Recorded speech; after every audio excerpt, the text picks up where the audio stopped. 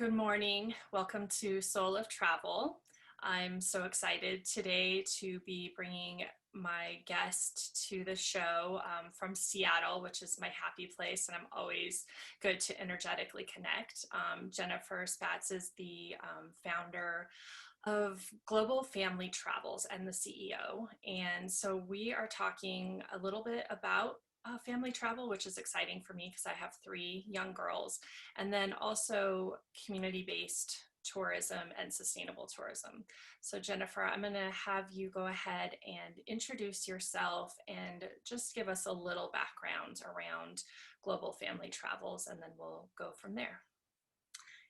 Well, thank you, Christine. I'm happy to be here too. And so Global Family Travels is actually just turned 10 years old this year. And I actually founded it when I founded the company. I called it Parvati Family Travel. And Parvati is a Hindu goddess of the Himalayas, and she represents positive change, marriage, and household. So when I founded it, I was like, that's a really great name for a travel company. And then, of course, branding that was a little difficult. So I changed the name to Global Family Travels and still keep the goddess we're working behind in the scenes. I love the pillars of your business, and you have learn, serve, and immerse. And I also have 3. It's connect, explore, and transform. So that really resonates, just how that feels. And I know that it's not a catchy tagline. It really is the foundation of your business. Can you explain a little bit about learn, serve, and immerse? Yeah, thanks. So yeah, those 3 travel pillars we use to when we kind of curate trips, look at how we obviously when you travel, you learn about yourself, you learn about the destination, you learn about the history and the culture, and so there's so much learning happening. So that is an important travel pillar in and of itself. And then the actually service piece really happens because of our connection to the immersion piece, which is through community-based tourism. And we partner with a lot of nonprofit organizations, both globally and locally.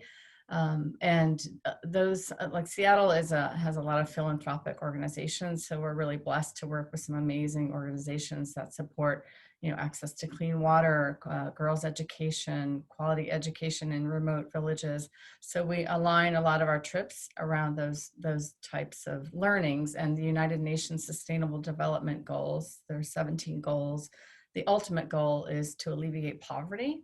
But there's a lot of digging into so many of those goals. So a lot of the service piece, it's not really voluntourism. I don't like that term voluntourism. It's really authentic community engagement, where those nonprofit partners of the community leaders really dictate what their needs are and share that with as a tour operator, what they need and what would make the most sense for both the host community members and the travelers to engage together and have some fun learning. So that's kind of how we've created a lot of our trips. Great. I love, again, this was kind of when we connected, which we connected through the Transformational Travel Council.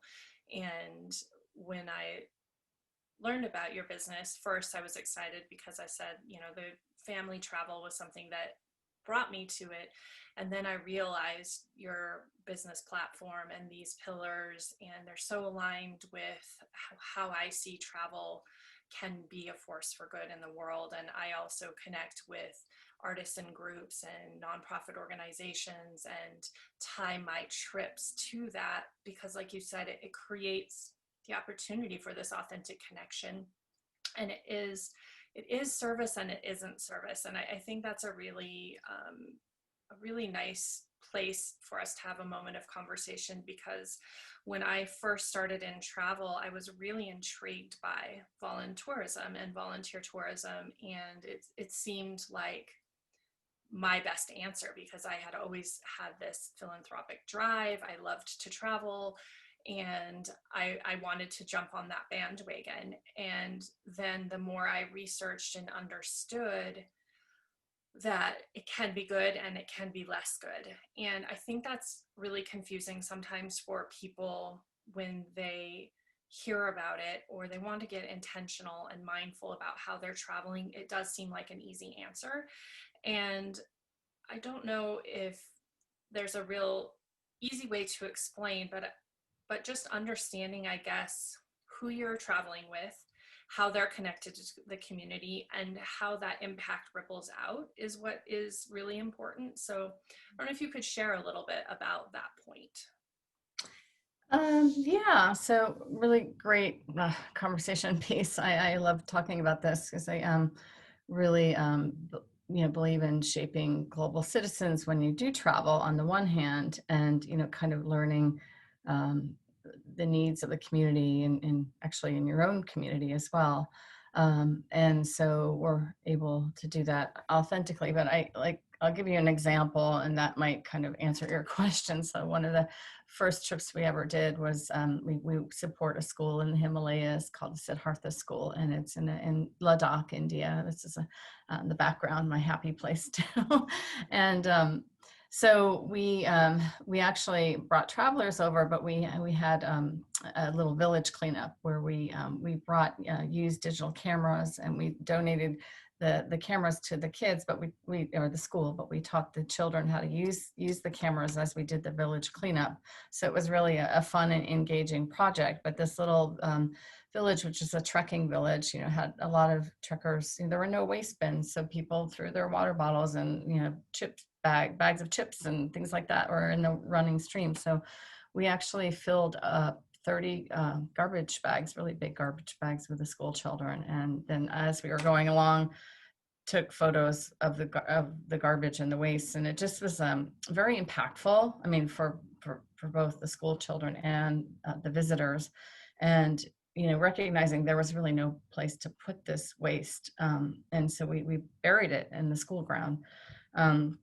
But the older kids decided that we talked about what can we do to fix this problem. So the older school children decided to develop a zero waste trash policy and to present it to the elders. But they ended up putting up signs around the village, zero waste, and it was actually, I go back to this village every year, and now there are little waste bins at the shops, and it's pristine, and it was just like the most impactful thing. So that's an example of don't leave any footprints, but just, I mean, that was a lesson for me as well, just a little village like that. And so that's the type of thing that we create. And that wasn't a volunteerism thing. It was just a really lovely community engagement around something that's so important, and keeping the water and the environment clean. So that's kind of, I believe, being a steward of a destination, no matter where you are. Mm-hmm. I love that, and I like how easily it shows the that emotional response that we have to help, which is pick up the garbage. That seems like the easiest answer, right? Of course we can do that. We can have people help pick up the garbage.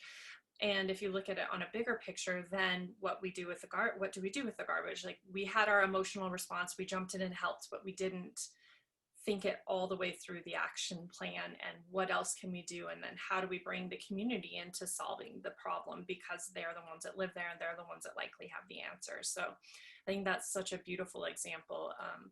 I do think most voluntourism and philanthropic travel, or however you want to look at that, is all coming from the right place. It's all coming from heart, and it's all coming from being impacted by engagement with communities that we want to support because of what we experienced there. But then really thinking about, what problem are you solving? Are you inadvertently creating a new problem that you don't understand because you're walking away, and not living in that space? So I think that's really helpful. And I think that will give people a little bit of a perspective who are listening, who might hear that, because I often hear this in conversation, like, oh, voluntourism, you probably shouldn't do that. It's not what you think. But there's never a follow-up conversation as to why and what could you do instead. And Yeah. so I just think that's really helpful. So Yeah, I mean, you don't want to be disruptive as a traveler, for sure, and that kind of, empowering experiences, for both the locals and the travelers. And it's a great thing to see that community, really, and the younger people in the community take action like that. Mm-hmm. And I know that two of the other things that we really want to touch upon are sustainable travel and community-based tourism. And I think they both link really well to that example. So when you're looking at community-based tourism, one, for people who are listening who are either travelers or new in the industry and are trying to understand, this is a term that I think everybody defines a little bit differently. But what does community-based tourism look like for you at Global Family Travels, and how do you implement that in your business? Yeah, so I mean, I use that example, but we just make sure that every experience, whatever we want to keep our money in the community and to, some of the smaller players, shops, businesses, highlighting what some locals are doing and really, um, visiting, like, for example, the village chief and having, like in Zimbabwe or whatever, having him kind of, show his home and what he does for his community as a leader. Those are the types of things that we like to, create, those and have those experiences. Community-based tourism fits under the umbrella of sustainable tourism for sure. I actually have been really into creating experiences around regenerative tourism, which is really taking it one step further. And there's a lot of literature around this. Anna Pollock is one of my favorite kind of writers about this, but a lot of other people are awakening to regenerative tourism. And it's really, really what the idea of tourism, you're selling a destination, you're selling an experience for people to go see the natural beauty and look at the cultural heritage. And so that selling that piece to me is like, it's really, you want to create some authentic experiences and take it one step further and look at what are those community challenges. How can I, as a traveler, help alleviate some of them? And certainly travel has done a lot of damage to our planet. I recognize that. And it's a struggle to be a citizen of this world right now and look at all of the environmental issues that we have. Certainly our air quality is much cleaner now because of the pandemic on the one hand, but on the other hand, there are so many disparities and divides in our world that I think it's so important to foster unity and really kind of look at how tourism can be used as a way to really open hearts and minds and just, we're all people, we all want the same thing for our children and our world. So it's that simple. And the idea of going on a tour, to me it's more like, let's journey together, let's have an encounter, let's really do something meaningful, and learn from each other. I love that.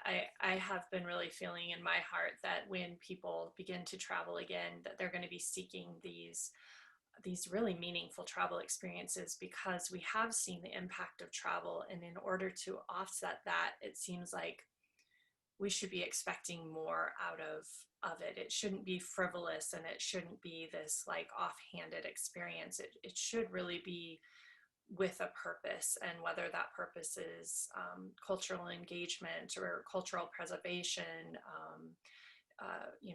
being a steward of the environment somewhere else. I just think there's so much opportunity to focus on that. And I've also been reading a lot about regenerative tourism. It's obviously a new word, can't say it yet.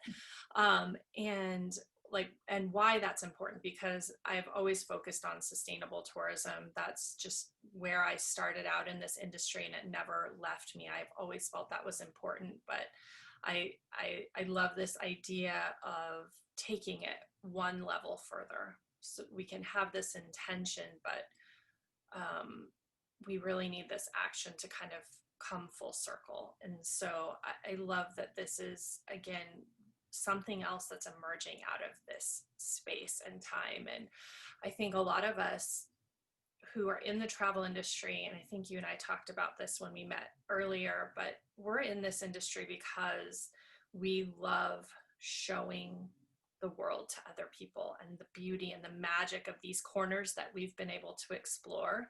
And we know that's transformative. It creates that connection between humans. It allows us to see one another and honor each other's lives and where we are. And when we come at it from that mindset, and as we've had time to step back from our businesses and this like go go go mentality, because it becomes a business and you have to like have all the bottom line and all of those things that happen, we've been able to come back to that heart space and be like, why did I start travel in the first place? Why did I need to show other people what was out there?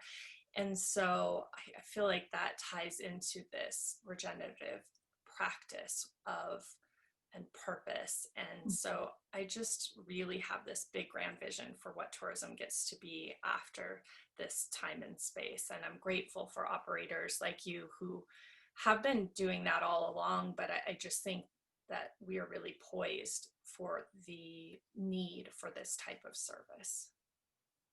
Yeah, no, it's a pivotal time. I mean, we've all used the word pivot during the pandemic, but I think that people are in this, during quarantine, reconnecting to themselves and the earth and gardening and all this, and recognizing, what is restorative to them as individuals, and then how can you do that on a more collective level, right? And certainly, tourist activities aligned around those things are, a natural kind of segue into when our world opens back up. How do you maintain that heart space and move forward in this world? There's in the aftermath of this pandemic, or even now as destinations are opening up, it's an opportunity to really support the local people and your own destination as well. I mean, so many travelers are staying locally and recognizing where to put their money right now, and how to support their local businesses and their communities and all of that. So I think tourism's, it's going to be so important to the recovery of our economies worldwide. Yeah. I think that has been very interesting to see, because I know for me, when I think about travel, I always think about going somewhere far away. And we are seeing that kind of family travel, road trips, return to this kind of idyllic notion of exploring the United States and national parks and all of that kind of thing. And then you bring in sustainability and community-based tourism, which I don't usually think about when I'm traveling here. I'm totally taking that for granted. I'm very intentional about that when I'm headed to Peru or Guatemala or wherever I'm headed. So I know that you created just recently a tour in Seattle that was really bringing those pillars into that experience. Can you share a little bit about that and the Impact Travel Alliance and some of the work that you're doing locally? Yeah, actually, good segue. So the year of sustainable tourism was 2017, the United Nations Year of Sustainable Tourism. And we had Global Family Travels that brought Impact Travel Alliance, a chapter, to Greater Seattle. And it was really at the time to educate the industry more about how can we, use tourism as a way to support local communities. And Seattle has a big homelessness problem. So we were trying to look at how we could alleviate some of that through tourist activities. And Impact Travel now actually focuses on educating travelers worldwide how to travel consciously and sustainably and all of that. So we had in 2017 created a number of tours, partnering with Indigenous communities and the Pike Place Market Foundation, the history of the market and the community there that they support. Fast forward to the pandemic, and we actually decided to create some outdoor adventures, COVID safe, friendly adventures, aligning, around our Learn, Serve, and Immerse travel pillars. And they're on our website, but I can talk about a couple of them. And one of them was actually a regenerative example, so it would be fun to share. We partner with the Black Farmers Collective in Seattle, and they have a couple of community farms, and basically looking at how you can preserve food sovereignty and allowing community members to come and grow food that you might not find in the grocery stores here locally, and also just connecting back to the earth. And so there's like a little farm called Yes Farm in Seattle where we partnered with the Black farmers to bring in some tours. We'll be doing more of this in the spring, but the organization is really amazing. It's in a part of Seattle where there's low income housing. So really looking at how people who don't have access to growing a little garden in their backyard, can come and grow some food.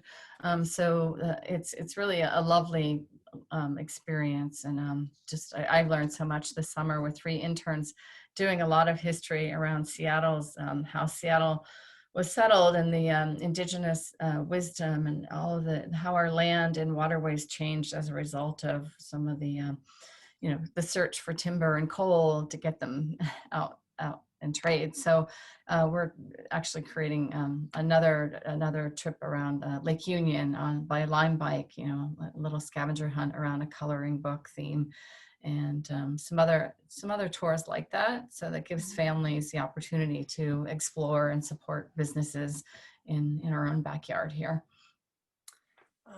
I love so much of that. And what kind of kept coming to mind for me is how much travel and tourism, especially how I approach it, is about really storytelling and uncovering the stories of the land and the people where you are. And I think that's where the richness comes in. And again, we're really good, I think, at looking for that when we're somewhere else, because we're expecting to learn something new, and we're expecting to have our lives enriched by this culture and these experiences. And we often overlook it in our backyard. And so I love that idea. I lived in Seattle for a long time, and it wasn't until I had been there for quite a while that I really did start thinking about the indigenous culture in that area, and what did it look like here years ago? How have things changed? And so it's that story and that magic. And so I love that that's coming into play with that picture that you're painting through these experiences. Yeah, it's been really fun. And we're actually putting together week-long packages for the spring and summer that will, come to Seattle, do a few of these, what we call community-based tours, and then go explore the wilderness, go to the Olympic Peninsula, Mount St. Helen, do some hiking, biking. So there's so much beauty here. And certainly, we can step outside of our own comfort zone in our own backyard too. Yeah. So. Yeah, no, I think this is such again, just a real growing period for this industry. I mean, obviously, a lot of people focus on travel in the United States. I just happen to typically know people who are creating these international experiences and international, global, or community-based tourism experiences. But I just love that idea of opening it up more in the United States, and that we can have that impact here too, because it does come up when people talk to me about the work I do, or colleagues, there's so many people and so many communities that need support here too. Why are you really focused on Africa or South America? And it's because that's just where my heart is. And there's people whose hearts lie in doing that work here. But it's really nice to kind of find this bridge between those two pieces. Yeah, it's been fun. So yeah, I'm excited to expand that next year too. So. And you mentioned the United Nations Sustainable Tourism Goals and how you focus on that. And I really love the strong statement of just this overarching theme of eradicating poverty, which is only a small task.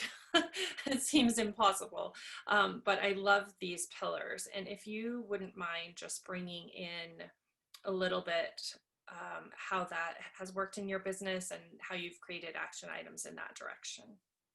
Yeah. So as I mentioned, Seattle has a lot of nonprofits, and so we, have, just because we started working originally with a school in the Himalayas, recognized the importance of education in our world. And especially, when we travel, we recognize some of the disparities in the world that, we have a lot of freedom in our country, and then we go somewhere and recognize, girls don't always get educated to the extent that boys do in some countries. And so, we partnered with an organization that supports girls' education in India, and have done some donor trips for them to kind of showcase the work that they do.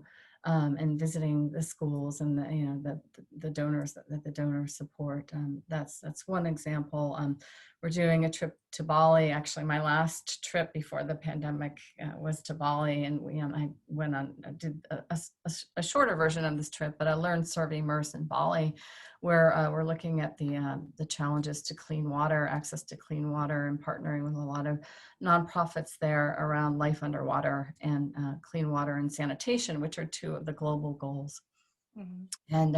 And also quality education too. So there's a lot of really rich experiences woven into that. You can go to Bali and visit the beach. It's a beautiful island, but it's also quite magical, and there's so many people doing amazing work there. So looking at engaging in the culture and supporting some of those community challenges. That's another example. Mm-hmm. But I could go on and on.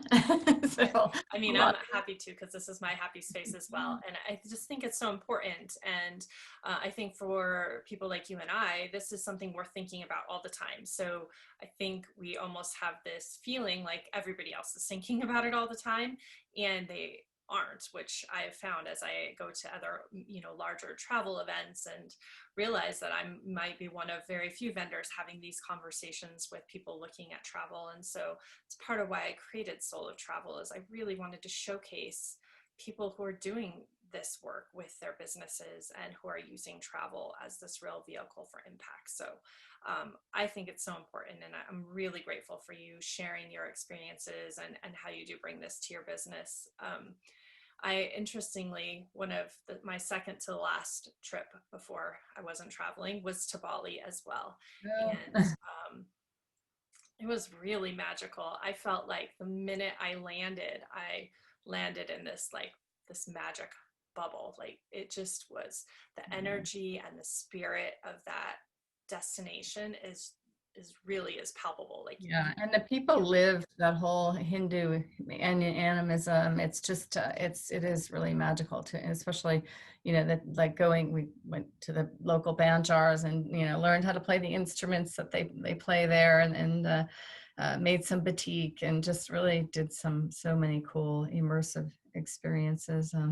I actually went to Ladakh right before Bali, and there's a lot of similarities. They're both very spiritual places, and the people really honor the traditions, and I feel like some of those destinations that are quite soulful are amazing ones to learn from.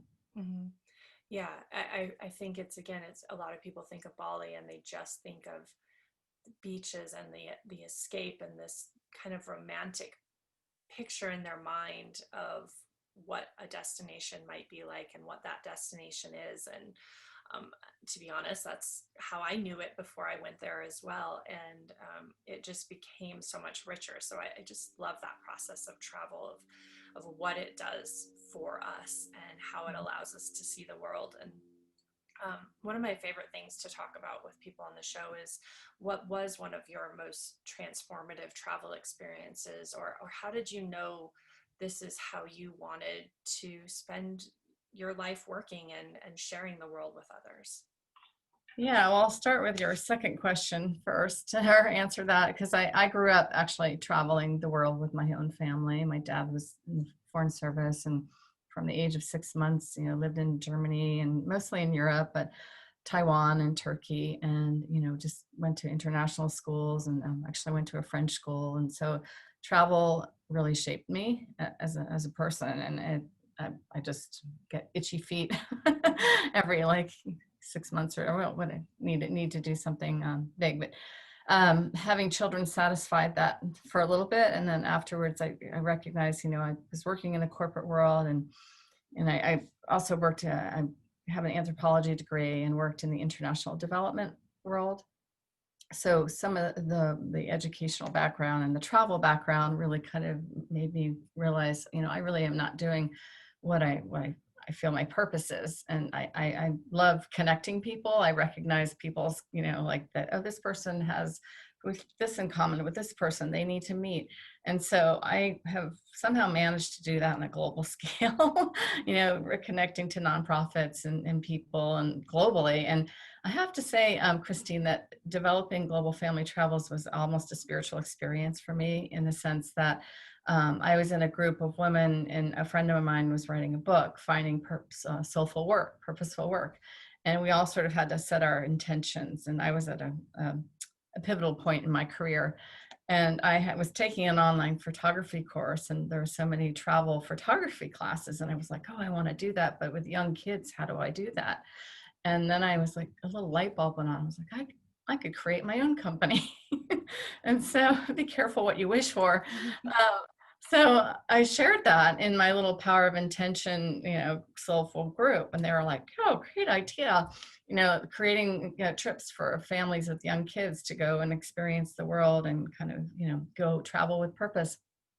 And then all of a sudden, the universe just lit up and all things India came flying at me. I could go into this, it's a very long story, but that's sort of how it evolved. A friend of mine who is now a Buddhist nun, she's a college friend of mine. She was on the board of the school in the Himalayas, and I shared my idea with her. And I said, look, and she's the one we did the village cleanup with.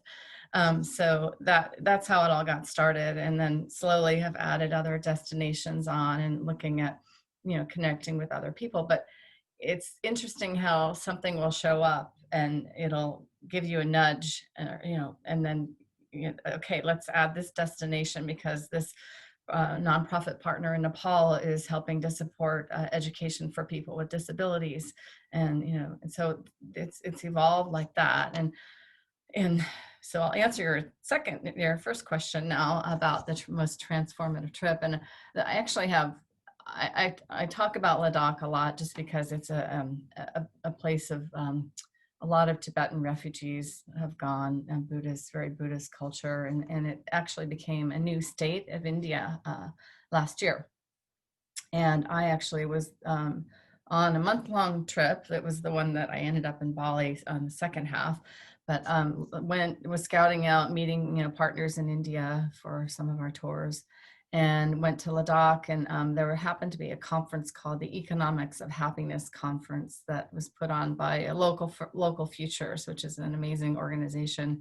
And so I went to that for a couple of days. And then the founder of the school that we work with, he's a Buddhist monk, a Rinpoche.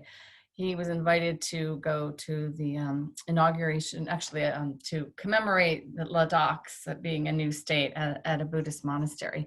So he invited me and the school principal to be his guests at this amazing celebration. It actually happened to be my birthday. And I was the only foreigner, the only tourist there. I was not even a tourist. I was like, just there. And it was just the most beautiful thing, just watching the local dancing and really celebrating this new state of India with many Buddhist monks and friends. So it was beautiful. It brings tears to my eyes sharing it with you. So thank you.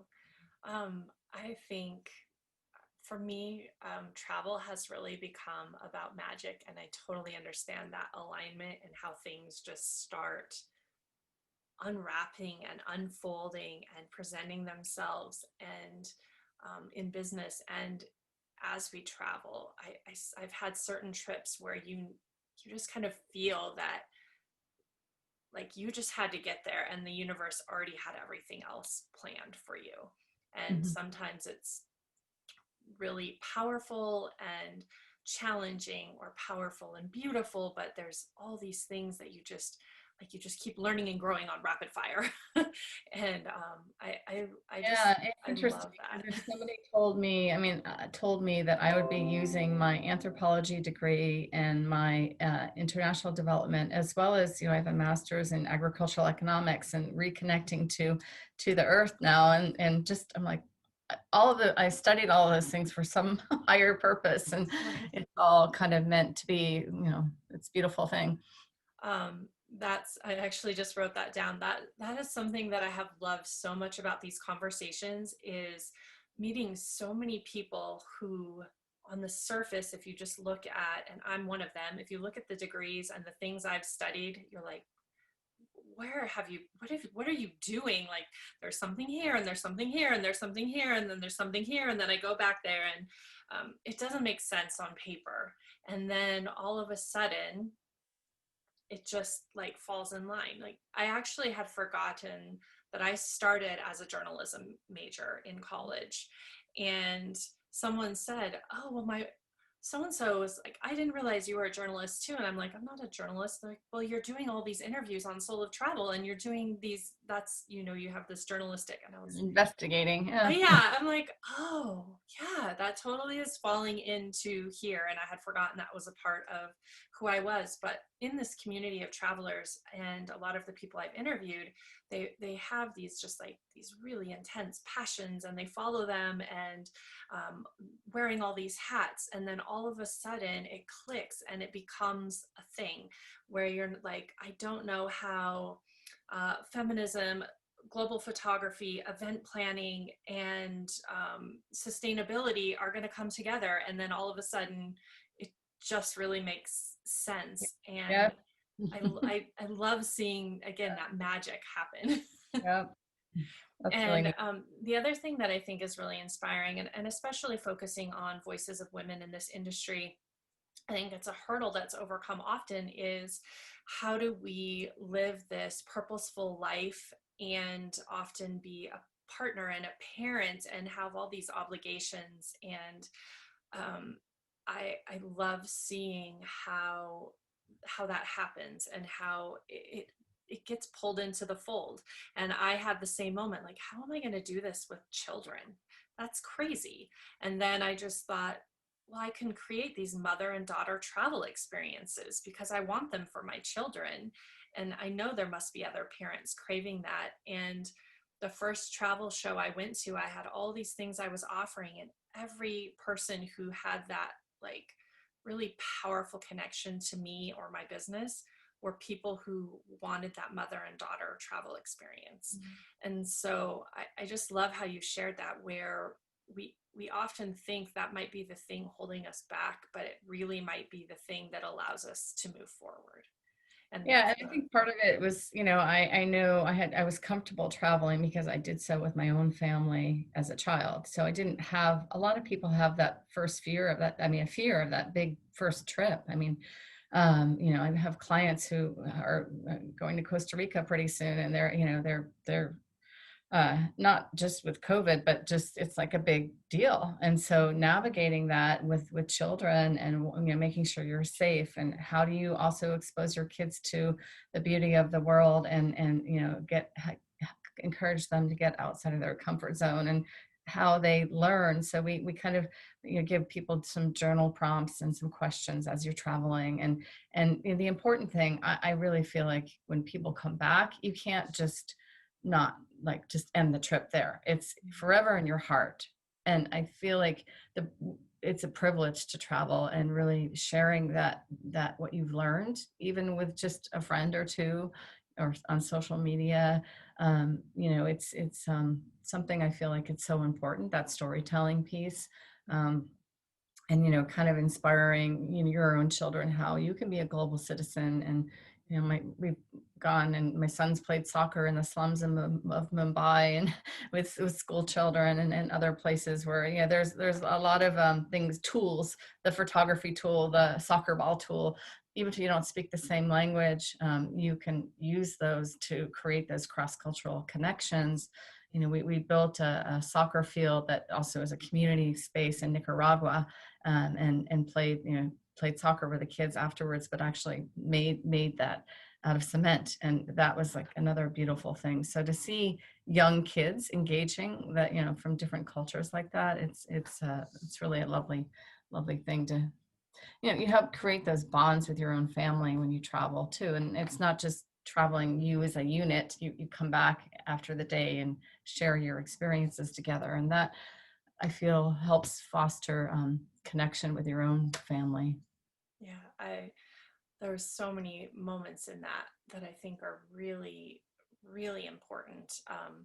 One, the idea of how children already see the world and then allowing them to connect while they're still in that space. It's really magic. Again, that's part of where, for me, early on in my travel career, I remember running into a colleague, which sounds weird, in Africa, but that happens when you're in this field, this industry.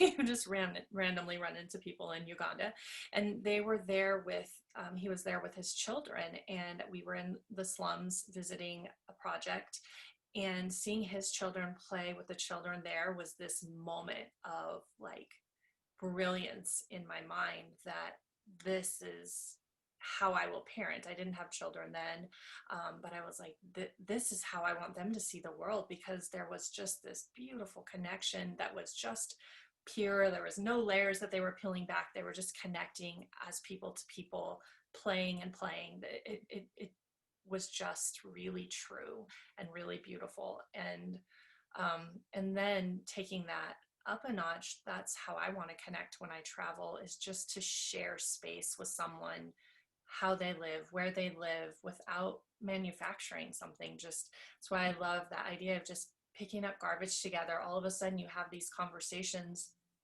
even if you're not speaking the language, that really connect you and bring you into their lives and bring their life into yours.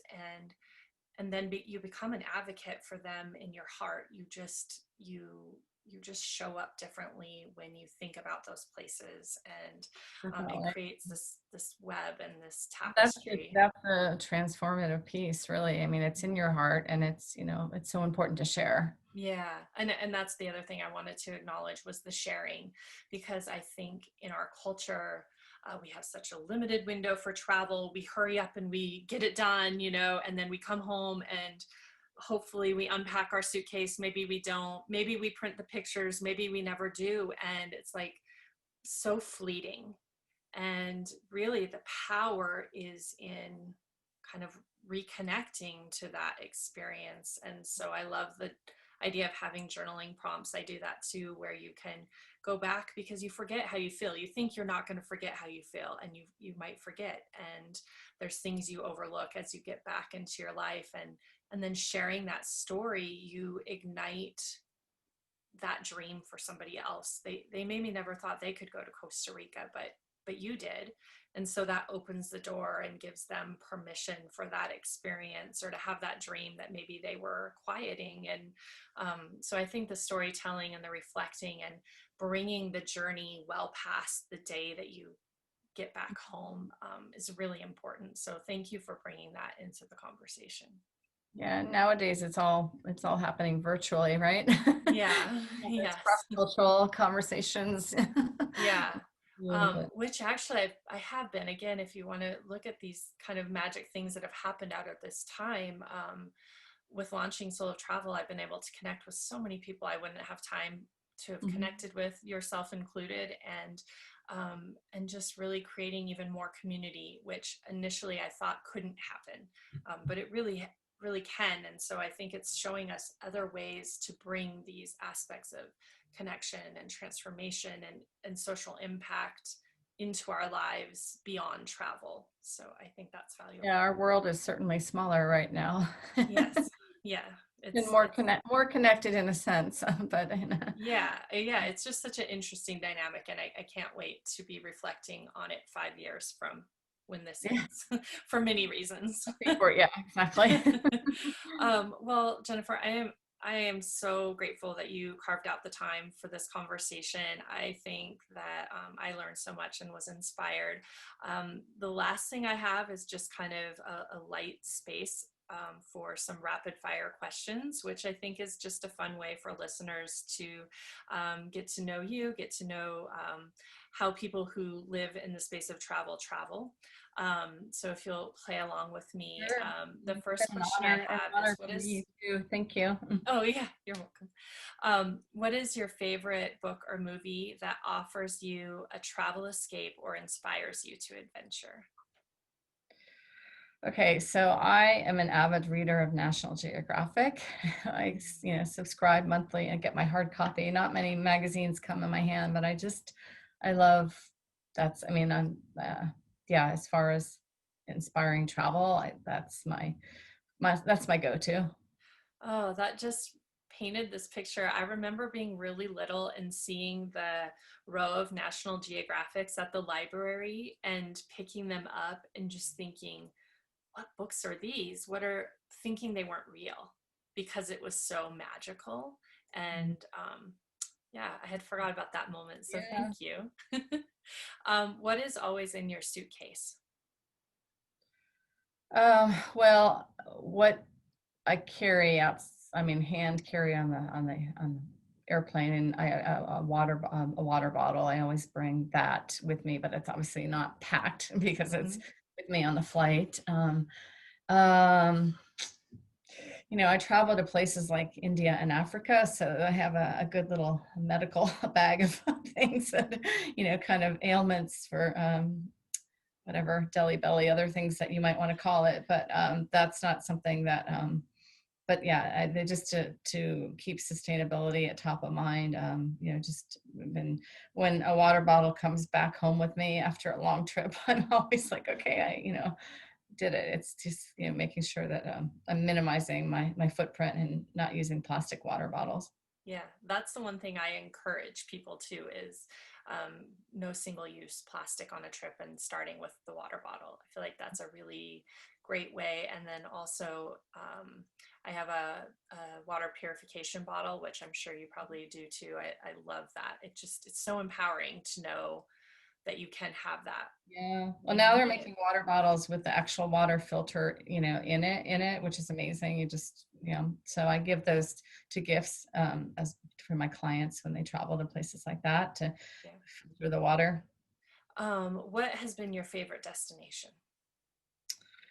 Okay, well, we talked about Bali, but Ladakh lives in my heart. I'm sure you've traveled to places where you feel like you've been there before almost, and Mhm. Ladakh, India is by far. I miss it so much. It's been over a year, and I go every year. So we have sponsored some school children there too. So we have sort of extended family in this little village, and it's just a special place, forever etched in my heart. So. Thank you. Where do you still long to visit? Well, I have to be honest, I had a trip to Peru scheduled that I had to cancel this April, which I have not been to Peru yet. So that's high on my list. And Colombia is another one too. So Um, yeah, Peru, has a piece of my heart. And actually, Colombia keeps coming onto my list as places that I'll be going soon. So maybe we'll cross paths there randomly. What do you eat that immediately connects you to a place you've been? hmm. Well, it's maybe not what I eat, it's maybe the spices. So turmeric and curries, like the heart and soul of global family travel started in India. So I love Indian food. So Mhm. that's reminds me a lot of the destination. Yeah, I love spices too, and they kind of remind me of like a souk or a spice market or a local market. That smell just really connects you. Who was the person that inspired or encouraged you to set out and explore the world?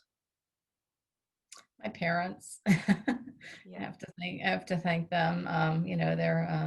They still love to travel, and they're in their late 70s and 80s, and still my mom tries to go on a trip every year or so with me. So it's been beautiful, kind of developing mom and daughter trips, like you just mentioned. And we did a multi-generational one with my daughter and my mom. So and Hmm. a couple of other moms and daughters.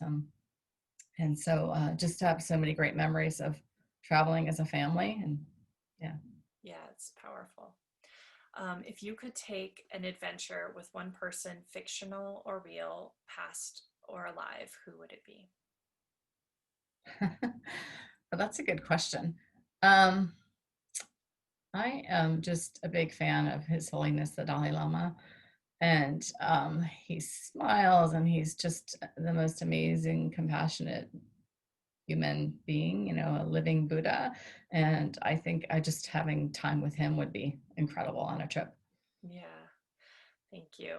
Well, thank you for answering those with me. I think it just always gives other people quick notes of inspiration as well. And again, for being here, I've really enjoyed connecting. I'm grateful for the TTC for igniting that and just to meet a fellow person who Yeah, thank travels you. the way I do. Transformational travel too, and I'm looking forward to having the world open up a little bit more next year with the vaccines being delivered this week, and prayers to global citizens for good health. And so, thank you, Yeah. Christine. Thank you so much.